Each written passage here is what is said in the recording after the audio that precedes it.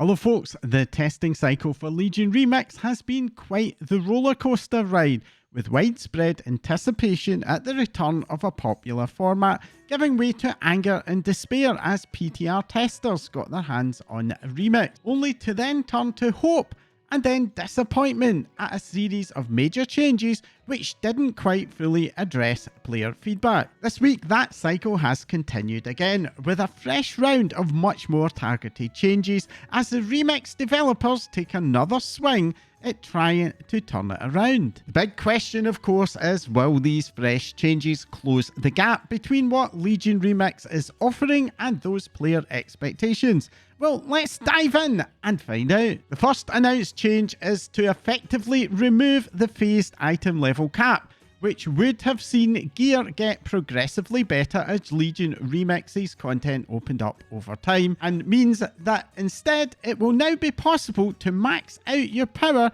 even during Phase 1. Now, achieving this feat during Phase 1 is likely to require some fairly intense grinding, along with quite a bit of skill. And for people who are not quite so committed, I suspect that getting to these levels of gear is something that will only become easier in future phases as more content opens up, such as the Centenax and the Legion Invasion points, which back in the original 7.3 patch offered the best open world gear. What I suspect this will mean in practice is that we'll effectively end up seeing it be a form of gear catch-up, which will enable people coming into Remix later on to close up their gear gap. Catch-up, as it happens, was something that was missing in the original mock Remix, where after the first couple of weeks, if you were behind, your experience for the most part was of being hard carried by those players who were often strong enough that they could solo the raids. And I suspect that this was one of the things that the Remix dev team had been trying to avoid with their new approach. Up until now, the Artifact Weapon's new Infinite Power Unbound trait has seemed a little bit lackluster, basically just offering relatively small amounts of primary stat, which while welcome, did feel like it offered insignificant gains compared to the power that we'd be obtaining from other sources. This trait is now being expanded to also add 1% versatility with each level.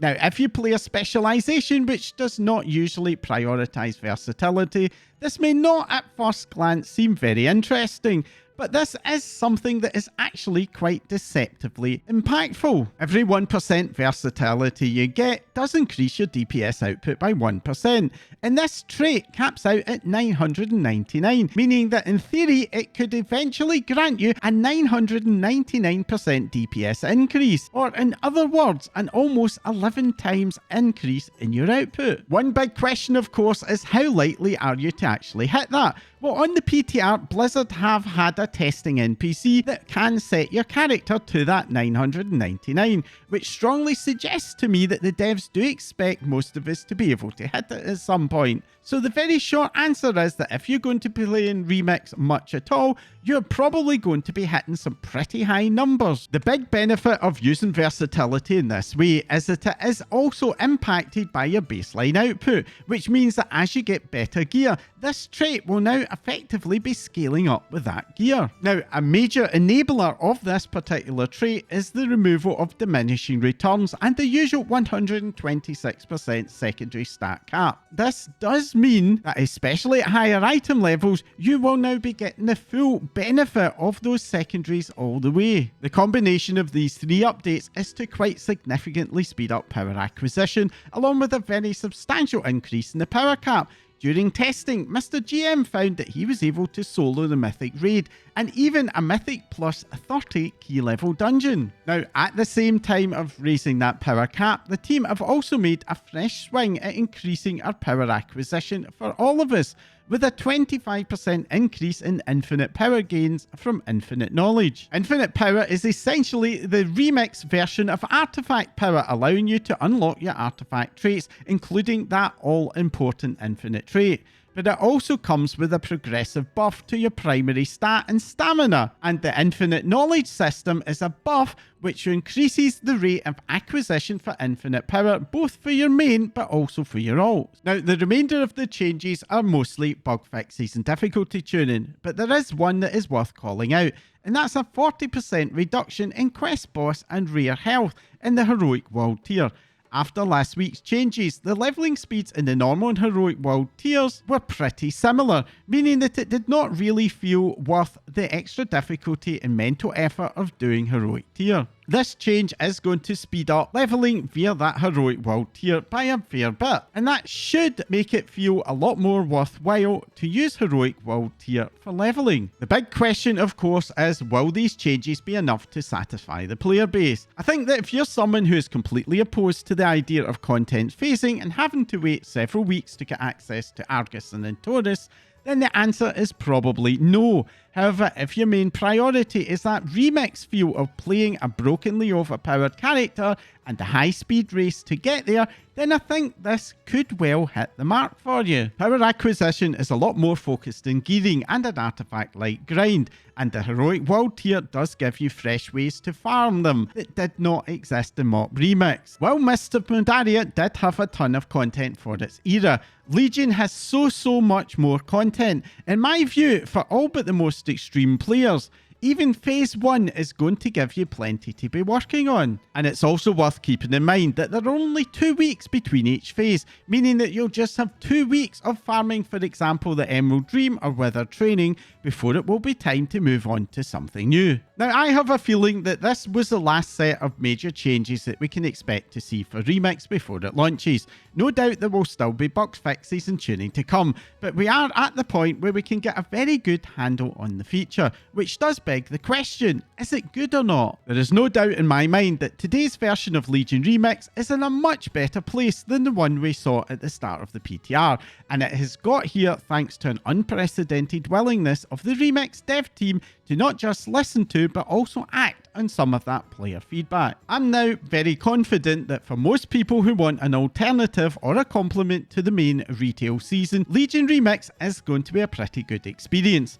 There will no doubt be some rough edges, and for some frustration at the wait for Argus and Taurus to open up. But the sheer amount of content in each Legion phase will at the same time ensure that you will always have plenty to do, no matter if you're an open world farmer or someone who just wants to be the first to do that Mythic plus 50 or even Mythic plus 75 key. Personally, I've gone from being worried to looking forward to Legion Remix. I'm not planning to go into the Mythic Plus or Raiden side for the most part unless it gets trivially soloable. Most likely I'll just be leveling a few characters to re-experience the class order halls and use that as a platform to farm those sweet rewards. I do plan to do a couple of preview guides for Remix, including a bit of a dive into all of those rewards, both new and returning, before the patch comes out. So do subscribe if you want to make sure that you catch those when they go live. Now, before I move on and wrap up all the coverage of the PTR for this week, there has also been a small update to the new Recent Allies feature, which oddly has still not gone live for testing on the PTR. This feature will be adding a new tab to the social page where you will be able to see all of the players that you recently grouped up with. This obviously does have some privacy concerns for some, and to start to address this, we are now going to be getting an option to hide our location from our recent allies. I do think that this is a useful option. I can certainly foresee some occasions where you may not want a particularly toxic person to be able to follow you around in game, but at the same time, I don't think this option goes far enough. I would like to think that adding somebody to your no list will remove you from their recent allies view. You have done that, Blizzard developers, haven't you? But that in itself does feel a bit like a sledgehammer to crack a nut, when there are times you would just like to not be visible to one particular person, even just temporarily. Now, as we haven't seen the feature in the PTR to test yet, it is possible that an option to have a bit more control over visibility will exist. But until we can confirm or deny that, I do have to admit that I am a little bit concerned. Now, moving over to the live game, and this last week has been a series of targeted difficulty nerfs for some of the outlier content of this season. For the Mythic Plus pool, the outliers have been Arakara, which has the lowest success rate of all the keys, and Halls of Atonement, which has been transformed from one of the favourite dungeons in Shadowlands Mythic Plus to probably the least liked, thanks to changes to NPC counts which turned the courtyard into a massive slog as tanks desperately tried to farm sufficient M+ count in order to be able to progress to the later bosses. And thankfully it is this slog that has had the biggest changes, with a 10% reduction in required enemy count, along with an increase in the value of the big gargoyle NPCs and a thinning out of NPCs in the courtyard, with that latter being focused on many of the spam casters, helping to make some of the more challenging pools a bit less dangerous. The overall impact of these changes has been to make it a lot easier to successfully time the dungeon even with a scuffed run, along with no longer needing to farm quite so many packs between Halkias and Echelon. For Arakara, the changes focus on the first boss, which has had some fairly significant nerfs, along with the trilling attendants that are in that first boss area, both of which have been something of a pug killer. This should bring these dungeons a lot closer to the rest of the pool, which overall has been surprisingly good this time around. And the raid has also gotten some attention with the expected post-Race to World First nerfs to the last two Mythic raid bosses, something that will complement last week's nerfs for smaller groups in normal and heroic difficulty, and should hopefully unblock progress for some of the more normal, in inverted quotes of course, Hall of Fame raiding guilds. Another outlier in difficulty this season has been the Delve challenge boss, Nexus Princess Ky'veza, which has proven to be a major step up in difficulty compared to the previous season's bosses. Noticeable increases in the double question mark difficulty has been an ongoing trend for the War Within seasons, but in my view, the single question mark difficulty of Ky'veza was also a very massive jump compared to the previous bosses. So much so that when I did this boss on that single question mark difficulty, it really did feel very overcooked to me. And it does seem that the developers agree, or more likely they have noticed a lower success rate than they would have wanted, as that single question mark difficulty is getting a number of targeted nerfs, including a reduction in the number of rounds of Nexus daggers, that's the blue lines in the floor, going down from 4 to 3, and an increase in the time gap between the Dark Massacre casts. That's the mechanic where you need to face the phantoms, and that's going from 1.5 to 2 seconds. For people who enjoy major solo challenges, the good news is that the double question mark difficulty is not being modified, and I think that is probably fair. The double question mark difficulty is clearly intended to try to scratch that Mage Tower solo one-off challenge itch, whereas the single question mark difficulty is a lot more about allowing everyone to see the fight and to be able to complete the quest.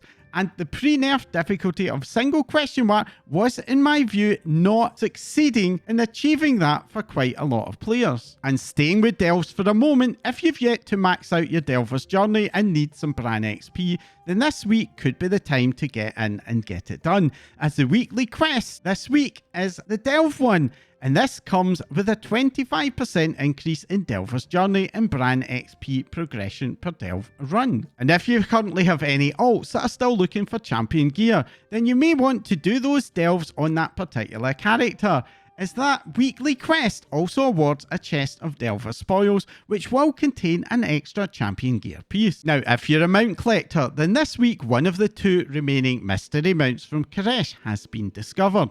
It turns out that the Resplendant Karot, as many suspected, does indeed come from ecological succession. Access to this mount is locked behind the achievement Ecological Stability, which requires you to introduce all 7 animal species to the Ecodome and then do their twice weekly quests 3 times each. As it turns out, this achievement has been bugged, meaning that you didn't get credit for the last 3 animal species.